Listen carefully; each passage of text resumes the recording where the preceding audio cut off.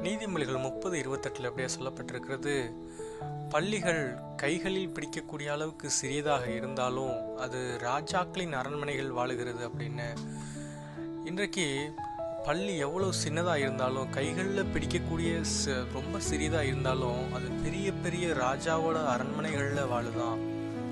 அப்போது பாருங்களேன், இன்னைக்கு நம்மளோட வாழ்க்கையில் கூட நம்ம எண்ணங்களை அல்லது நம்ம சிந்தனைகளை அல்லது நம்ம உணர்வுகளை, நம்மளை சுற்றி இருக்கிற சூழ்நிலைகள் எல்லாம் சேர்ந்து நம்மளை சிறுமைப்படுத்துதா, நம்மளை சிறுமையாக நினைக்குதா, நம்மளை அடக்கி ஆள நினைக்குதா நம்ம எண்ணங்கள்? அப்படி இருந்தால் நீங்கள் சோர்ந்து போகாதீங்க, கவலைப்படாதீங்க. ஆண்டவராகிய இயேசு கிறிஸ்து சொல்கிறாரு, அவர் சிறியவனை புழுதியிலிருந்து தூக்கி எளியவனை குப்பையிலிருந்து உயர்த்துகிறார் என்று சொல்லுகிறார்.